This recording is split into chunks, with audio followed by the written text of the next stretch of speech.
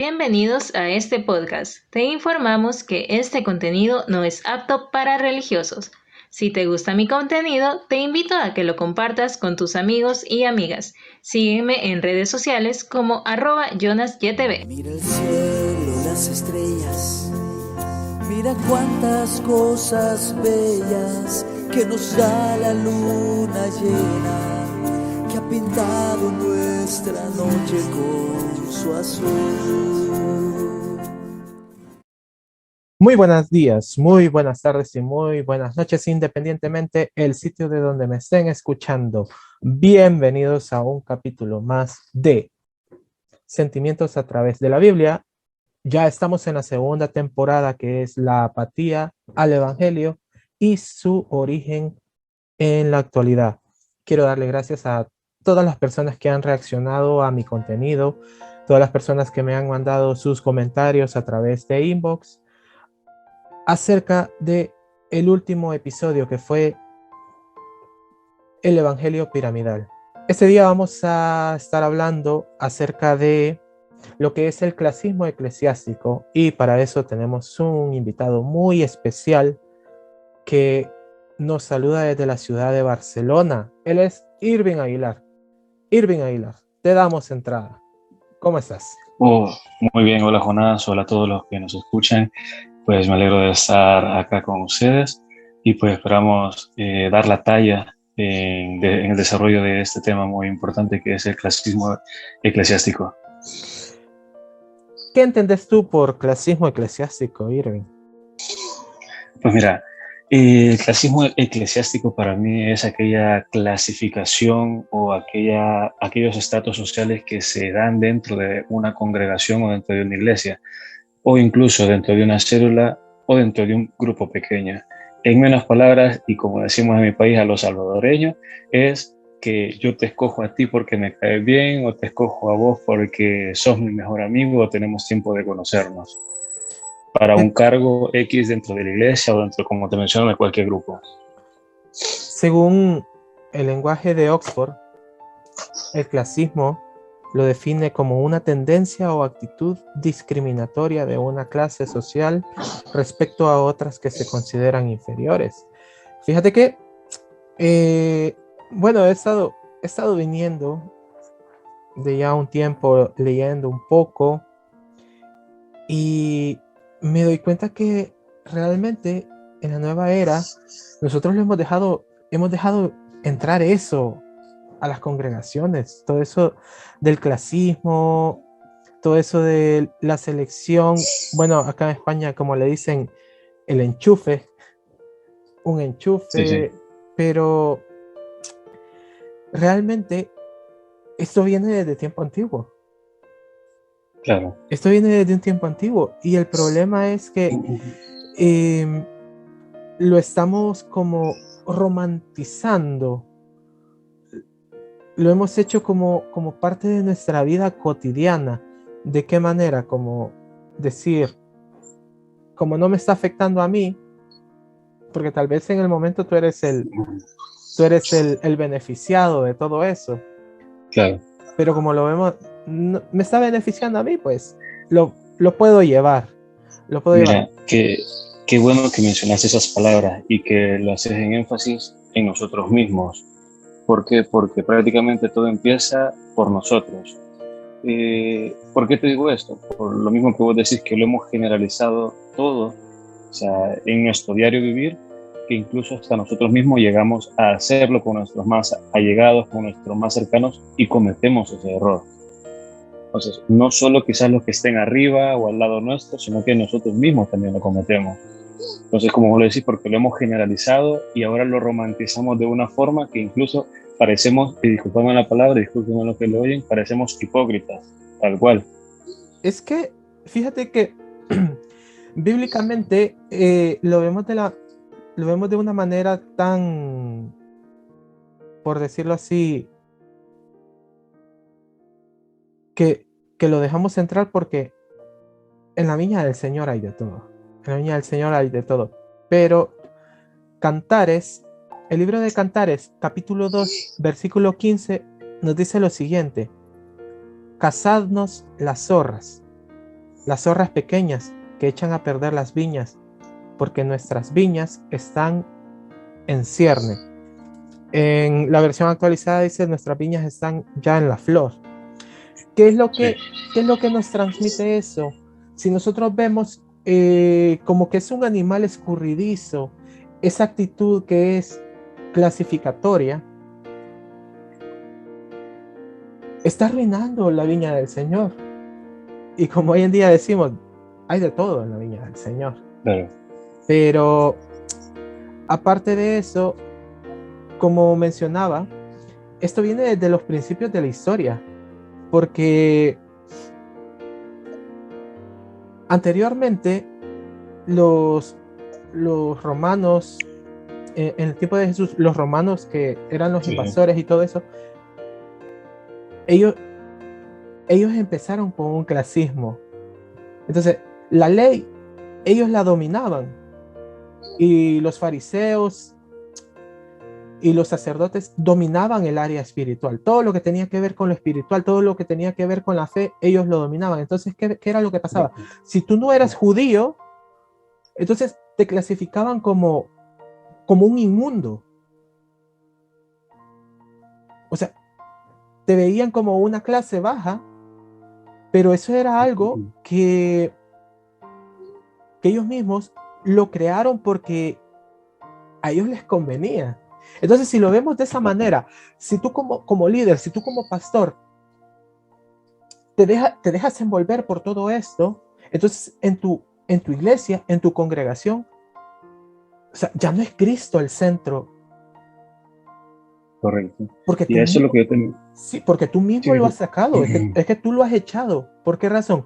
Porque de repente ya lo que domina en tu congregación es un apellido, el amiguismo, la conveniencia. Hace unos días atrás hablaba con una persona que se había reunido con alguien que es la persona que cuenta las ofrendas, y le dice, nosotros no sabemos cómo vamos a hacer, porque, y escucha bien esto, y yo no sé si vas a captar lo que yo capté, porque tal familia se ha ido de la congregación y sus diezmos hacen falta en la iglesia.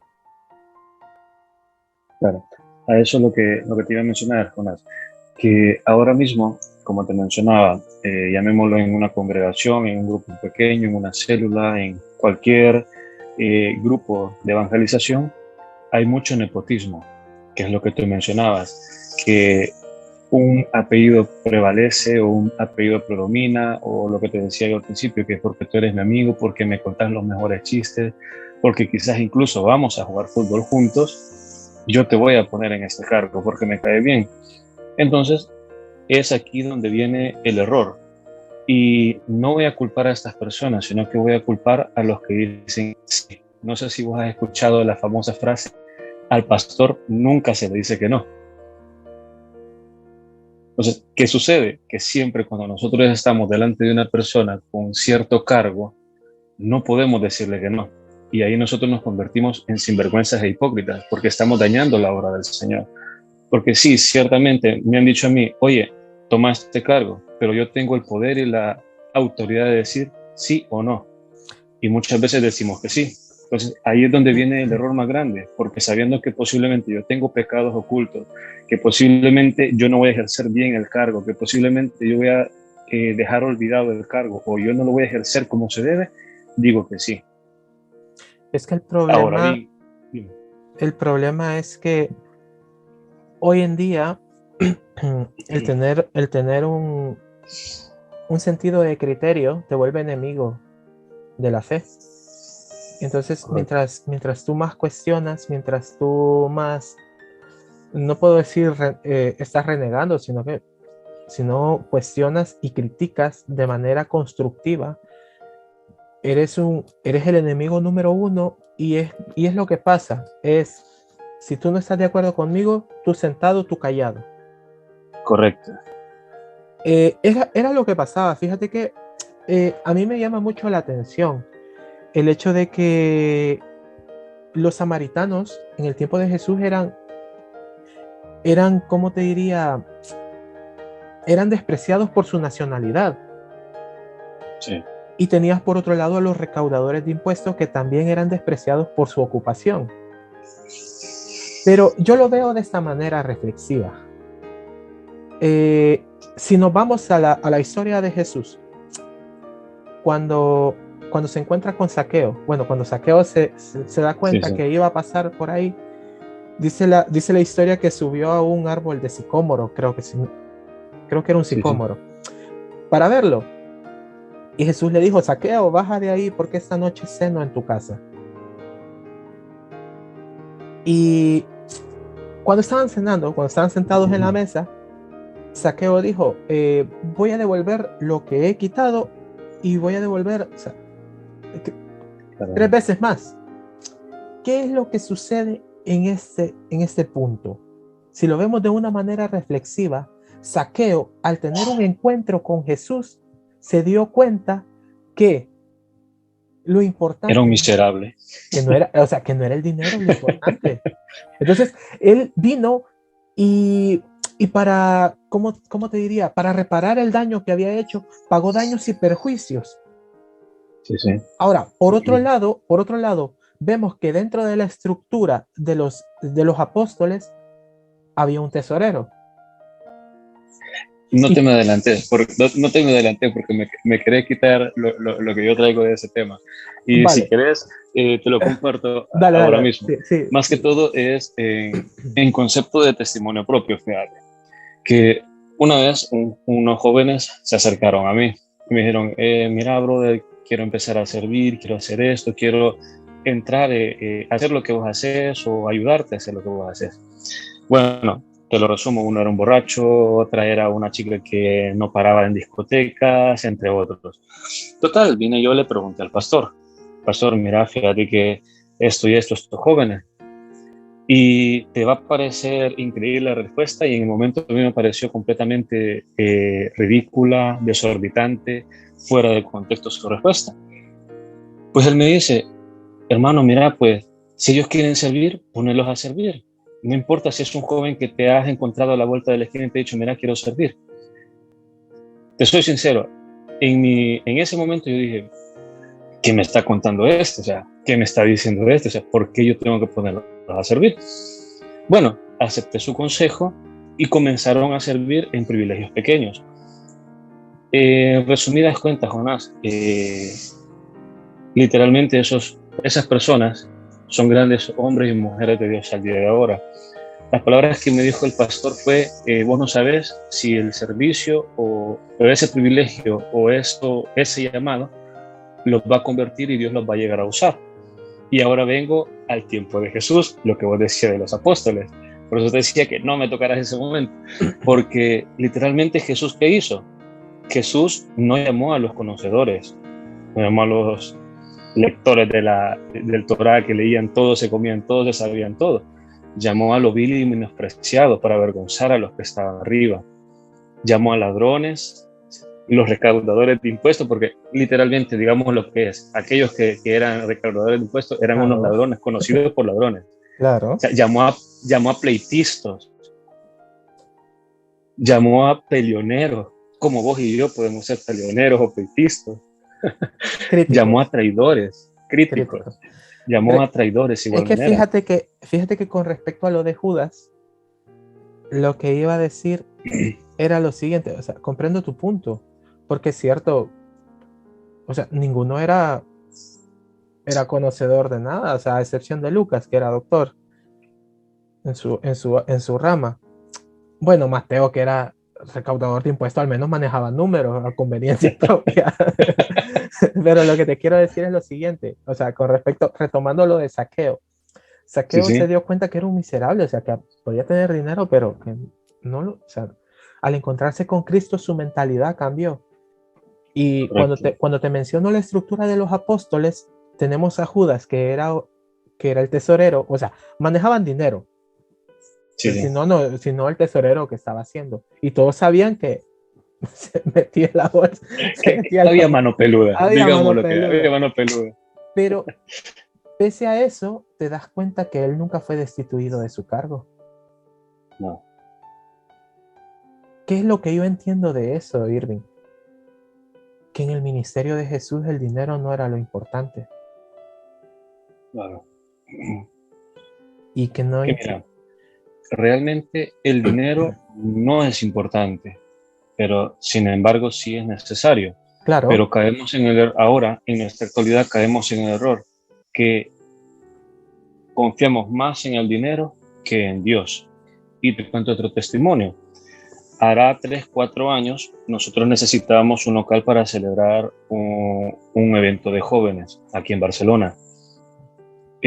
Tocamos puertas, Jonas. Teníamos el dinero en la mano. O sea, teníamos para pagar el mejor hotel de Barcelona, el mejor teatro, lo que vos querás decir. Todos nos cerraron la puerta en la cara. O sea, nos la tiraron en la cara, Jonas. Y escucha bien, teniendo el dinero en mano, porque teníamos pasta en ese momento, recaudada para este evento. Total, comenzamos con los jóvenes desesperadamente a buscar de Dios, a orar. Y para la gloria de Dios, Jonas, el Señor abrió un local de 200 metros y no te los agregué, de un sindicato, bueno, uno de los 3 mayores sindicatos de España. Nos prestó el local gratis, con todo, o sea, todo pagado por medio de ellos, para nosotros celebrar el culto de jóvenes en ese local. Y ahí es donde Dios nos llama a reflexionar, que Él es el dueño del oro y la plata, y que aunque nosotros toquemos 1.000 y 1.000.000 de puertas teniendo dinero, o teniendo las cuentas a rebosar de dinero, no es necesario el dinero, simplemente es necesario decirle, Señor, yo quiero predicar tu palabra y tú abre puertas, y Él las abrirá.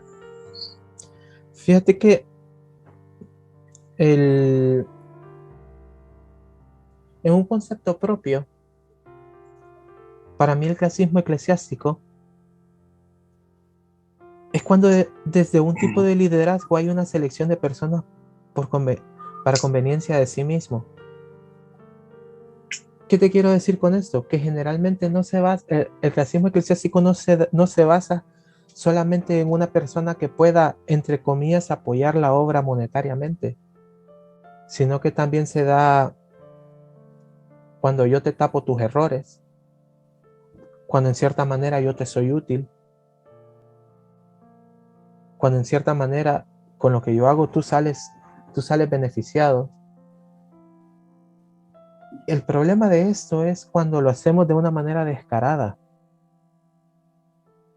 sin darnos cuenta que al dejar que esas pequeñas zorras entren a la congregación, descuidamos el mandamiento principal que nos dio Jesús, que era cuidar de sus ovejas. ¿Por qué? Porque tú puedes estar con todo el deseo de servir. Y yo me recuerdo, hay ciertas estructuras en donde el que tú seas frecuente con tus ofrendas y con tus diezmos es uno de los requisitos para que tú sirvas. Correcto. Entonces, ahí ya no manda el talento, ya no mandan los dones, ya no manda ninguna característica o, ¿cómo es que se dice? O una cualidad. Pero entonces nos hemos desviado mucho. Claro. Nos hemos desviado mucho porque ya no manda el deseo, o sea, porque ya no predomina el deseo de servir, sino el deseo de, es que no sé qué deseo. No, o sea, simplemente en este caso, lo que quieres es beneficiarte. Lo que entiendo de lo que vos me decís es lo siguiente. Cuando Jesús le dice a aquellos pescadores, echen sus redes, y las echaron, luego estos pescadores le dicen, Señor, se postraron al suelo y le dicen, Señor, perdónanos, pero no somos dignos ni de verte a la cara. No recuerdo exactamente la frase, pero ellos se humillan ante Jesús. Claro, porque reconocen que no son dignos. Y es lo que yo te mencionaba a un principio, que muchas veces nosotros como personas fallamos en ese aspecto, que nos creemos dignos de un privilegio, ya sea porque ofrendamos, porque diezmamos o porque pasamos 24 horas metidos en la iglesia, nos creemos dignos. Sin embargo, no somos dignos ni de desatar las sandalias de sus pies, como dijo aquel. Sí, pero es que fíjate que hay algo bien interesante, y con esto quiero ir cerrando, es el hecho de que incluso dentro de los apóstoles estuvo a punto de darse eso, el clasismo. Porque si tú lees la historia de Jesús, te das cuenta que Jesús le dice a Pedro, no llames inmundo lo que Dios ya ha purificado. Refiriéndose a los samaritanos, Pedro. Y si nos vamos a Santiago, capítulo 2, versículo 3, versículo del 1 al 4, la Biblia está prohibiendo el clasismo dentro de la congregación, así tal cual. Hermanos míos, que vuestra fe en nuestro glorioso Señor Jesucristo sea sin acepción de personas. Porque si en vuestra congregación entra un hombre con anillo de oro y con ropa espléndida, y también entra un pobre con vestido andrajoso, y miráis con agrado al que trae la ropa espléndida y le decís, siéntate tú aquí en un buen lugar, y decís al pobre, estate tú ahí en pie, o siéntate aquí abajo, aquí bajo mi estrado.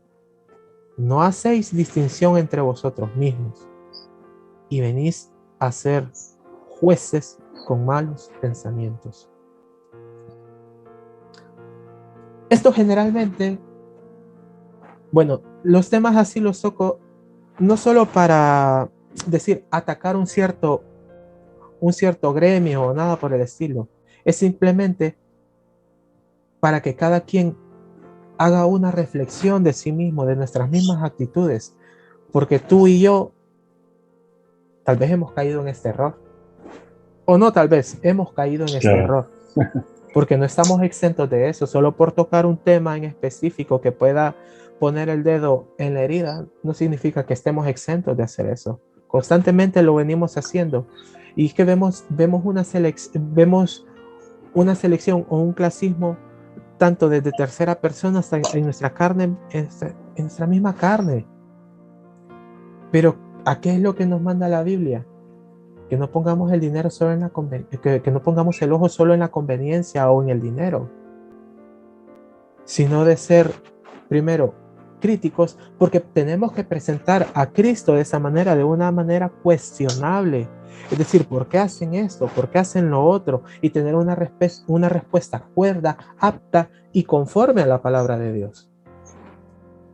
Claro, mira, con eso que tú mencionas ahora mismo, recuerdo el caso que igual, como testimonio, vino a mi hogar, a vivir en mi hogar un tiempo, una familia testiga de Jehová. Entonces, claro, nosotros comenzamos a invitarla a la iglesia. Lo bonito fue cuando comenzó a cuestionar todo, porque igualmente veía los estratos sociales que se formaban dentro de la congregación. Se veía también los beneficios que cierto grupo podía recibir. Entonces comenzó a cuestionar por qué. O sea, claro, lo bonito fueron las respuestas que tuvimos que dar en ese momento. Y la respuesta fue, tristemente, las cosas ahora en la iglesia son así, pero tratamos de seguir el blanco perfecto que es Dios. Para la gloria de Dios, esta familia se convirtió a Cristo y ahora son servidores de Dios. O sea, para la gloria de Dios. Pero lo que tú dices, que qué tristeza que un amigo invitado que nosotros podamos llevar a la iglesia vea este tipo de estratos o de discriminación que se genera dentro de la congregación. Porque no es la idea cuando alguien invita a un amigo, sino que todo lo contrario es que vea el amor de Cristo reflejado en todos nosotros. Y sí, ciertamente podemos llegar a cometer ese error nosotros o caer en ese error del clasismo eclesiástico, de clasificar nosotros a las personas, a nuestros amigos. Pero el llamado que podríamos hacer ahora mismo por medio de esta conversación o de este tema es a que no seamos jueces de los demás, sino que seamos jueces de nosotros mismos, que nos juzguemos primero nosotros y que nos llamemos a la humillación ante Dios. ¿Por qué? Porque si nosotros nos humillamos ante Dios, Él nos va a revelar todas las cosas que estamos incluso haciendo mal. El Espíritu Santo nos va a discernir, nos va se me ha ido la palabra, va a quebrantar nuestro corazón y nos va a decir, oye, esto está mal, lo que estás haciendo. Nos va a exhortar. Eso, nos va a exhortar. Entonces, busquemos más de Dios, busquemos el ejemplo de Jesús, que conociendo a sus discípulos, incluso él ya sabía que Judas lo iba a traicionar, que posiblemente por 40 monedas de plata él iba a entregar, que le gustaba el dinero, pero aún así conociéndolo no hizo discriminaciones. todo lo contrario, los acogió en su seno, los formó como discípulos y los levantó a lo sumo. Es que Cosa de eso. con ese caso Dime. de Judas te das cuenta que hasta él era parte de un propósito. Claro, exactamente, o sea, tal cual. O sea, y sin embargo, conociendo ese propósito, Jesús lo amó hasta el final. Incluso dice, Señor, perdónalos porque no saben lo que hacen, porque ciertamente si Judas pertenecía a un propósito divino, posiblemente Judas no sabía lo que iba a hacer, Claro. o ya sabía, pero Jesús lo perdone en el momento de su crucifixión. Entonces, ¿quiénes somos nosotros para juzgar a los demás? ¿Quiénes somos nosotros para elegir, así como aparecía en la imagen, que me parece genial, así como un dedito eligiendo a este? ¿Quiénes somos nosotros? El único que puede elegir es Dios, que incluso ya te eligió a ti y ya me eligió a mí desde antes de la fundación de este mundo.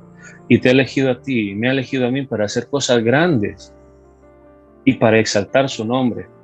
Así que si este mensaje te ha llegado y tú has dicho, hey, yo en algún momento escogí a alguien a dedo, o le di trampolín, o le dije, porque vos me caes bien, pues te llamo a la reflexión. Bueno, te llamamos a la reflexión esta tarde, esta mañana, noche, no sé dónde estés, a que cambies esa actitud y le pidas a Dios dirección, al Espíritu Santo sabiduría. Espíritu Santo, guíame para elegir a una persona, para elegir a esa persona. Es más, no me guíes a mí, elígelo tú, levántalo tú. Porque nos olvidamos de eso, que nosotros simplemente somos vasos en instrumentos de la misericordia de Dios. Y ojo, no caigas tampoco en el error de el dinero lo es todo. El dinero no lo es todo, pero sí es necesario. Pero aún en la mayor necesidad, verás cómo Dios se glorifica en tu vida y en la vida de los que te rodean. Claro, y es que la selección no es mala, Irving. No es mala. O sea, porque generalmente, la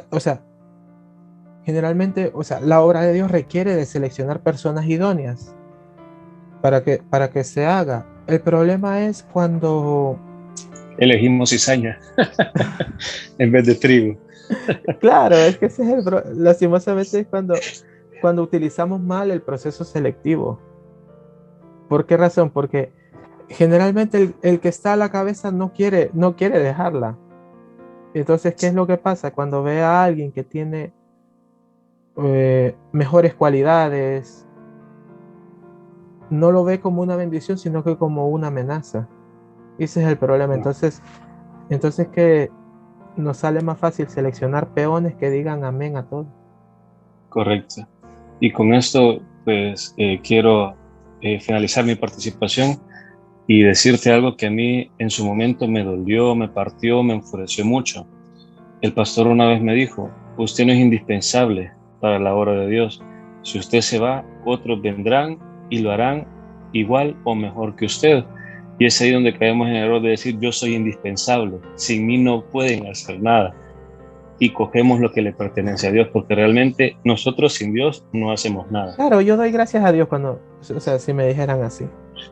El propósito es que la obra Yo te crezca. soy sincero, yo me enojé y me sentí muy mal. Me sentí de lo peor, como que el pastor me ha agarrado de las orejas y me ha humillado. Pero ahora reconozco en Dios que esas palabras son ciertas, porque Sí, aunque me dolió, es la verdad. Yo es la verdad. posiblemente me estaba adueñando de mi cargo, adueñando de las personas, pero realmente todo es de Dios y todo pertenece a Él. Y si Claro, él quita y pone reyes, como lo dice la palabra. claro. Y es que para eso estamos acá, ¿no? Para que la obra crezca. Sí, sí. Y no lo sé, yo la verdad es que me alegro cuando llega alguien con mejores cualidades, con una persona preparada, porque yo siempre he dicho, entre más te prepares, mejor le puedes servir a Dios. Sí, Lastimosamente en Latinoamérica, si tú ves las estadísticas, las iglesias cristianas evangélicas tienen el mayor índice de analfabetismo en el mundo, correcto. porque hemos dejado de lado la preparación previa de las personas.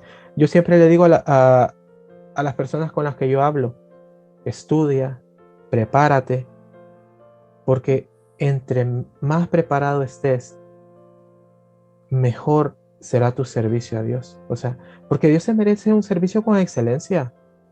Exacto. Pero que te pares a hablar y no sepas ni siquiera lo que estás diciendo es como que... Ser mediocres. Claro, a eso me refiero. Pero bueno, la verdad es que, como dice el libro de Jeremías, yo sé los planes que tengo para cada uno de vosotros, planes de bien, para daros el fin que esperáis. Y una cosa más, antes de que finalice el tiempo, que ya prácticamente estamos a la vuelta de la esquina. Si Dios te quita del sitio donde estás, no creas que es para darte algo mejor, o posiblemente sí, pero si Dios te quita, tú simplemente da gracias y dile al Señor, humíllate al Señor y dile: Señor, vuelve a levantarme, vuelve a usarme, como ayer, no, mejor que ayer. Claro. Porque recuerda, somos vasos e instrumentos del amor de Cristo y para las naciones. Así tiene que ser. Bueno, Irving, te agradezco por tu participación. De verdad que ha sido de mucho bienestar. Me ha beneficiado porque generalmente estas cosas así pues se vuelven temas tabú y nadie los quiere hablar. Nadie quiere demandar. Pero para eso estamos. Como dice en el libro de Hechos, estos que trastornan el mundo también están acá. Los locos. Los locos. Dejo que te despidas. Pues nada, chicos, chicas, todos aquellos, gracias por escuchar, por abrir su corazón a esas palabras. Gracias, Jonás, por la invitación. Espero que no sea la primera ni la última. Espero haberme portado bien. Y pues, como les repito, chicos, siempre busquemos el blanco perfecto que es Cristo y sigamos su ejemplo en todo momento y en todo lugar. Muchas gracias, Irving. Muchas gracias a todos los que escuchan mis podcasts. Espero que os haya gustado. Si te gusta mi contenido, te invito a que lo compartas con tus amigos y amigas. Saludos a las personas también que me escuchan fuera de las fronteras de España: Bélgica, Francia, Canadá, Argentina, El Salvador, Costa Rica, Honduras, Panamá. No sé si se me estará olvidando algún otro país. Bueno, también a las personas que me escuchan dentro de España: la gente de Sevilla, Ciudad Real, Barcelona, Alicante, Santander, etcétera. Un fuerte abrazo para todos. Que el Señor les bendiga y recuerda seguirme en mis redes sociales como @eljonasjettv. Un saludo a todos y bendiciones.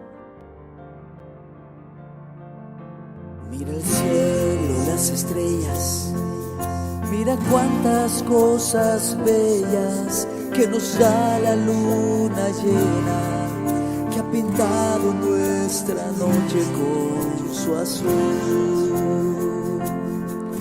En la risa de los niños y en el canto de las aves, en el sol de las mañanas que se asoma a la ventana a saludar. Si son muchas las razones que te impiden sonreír, pero existen 1000 motivos que tenemos para vivir, porque esta vida hay que disfrutarla, porque no vale la pena quererla terminar por algo que ya pronto pasará.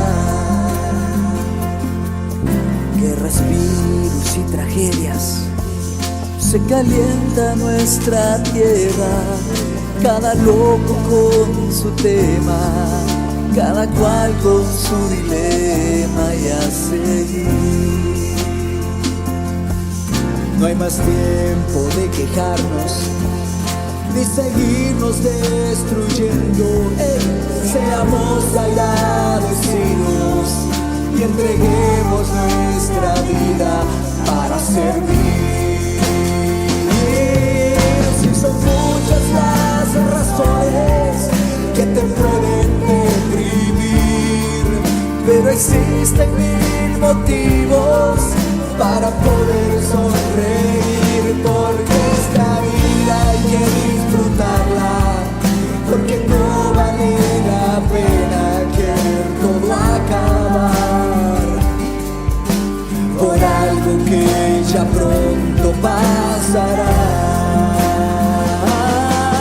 Si hay más de mil motivos para disfrutar la vida, si hay más de mil motivos para vivir cada día, porque esta vida Dios la ha dado, porque sí vale la pena amarte y ser feliz, porque hay más de mil motivos para vivir, porque en Dios siempre hay motivos para seguir, porque hay más de mil motivos para vivir.